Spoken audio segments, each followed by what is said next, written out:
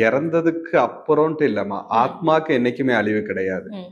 ஏன் ஆத்மாக்கு அழிவு கிடையாதுன்னா, இந்த உலகம் முழுவதுமே ஆத்மாவா தான் இருக்கு. ஓகே. நம்ம கண்களுக்கு தெரியக்கூடிய மலைகள், இல்லன்னா கண்களுக்கு தெரியக்கூடிய கடல்கள், இதற்கு மூலமாக இருக்கிறதும் ஆத்மா தான். இந்த ஆத்மா இல்லன்னா இந்த உலகத்துல எந்த பொருளும் இயங்காது. ம். நீங்க வந்து கோ நீங்க வளர்க்கக்கூடிய ஆடா இருந்தாலும் சரி, மாடா இருந்தாலும் சரி, யானையா இருந்தாலும் சரி, எல்லா பொருளுக்குள்ளும் மூலமாக இருக்கிறது ஆத்மா தான். ஓகே. ஸோ ஆத்மா அழிஞ்சிடுச்சுன்னா, இந்த உலகமும் இல்ல, நீங்களும் நானும் இல்ல. ம். அப்போ நீங்களும் நானும் இல்லாத இடத்துலயும் ஆத்மா தான் இருக்கும்.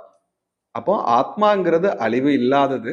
அது வந்து தொடர்ந்து பயணம் பண்ணிக்கிட்டே இருக்கும். அதற்கு முடிவுங்கிறது அதுக்கு கிடையவே கிடையாதும்மா.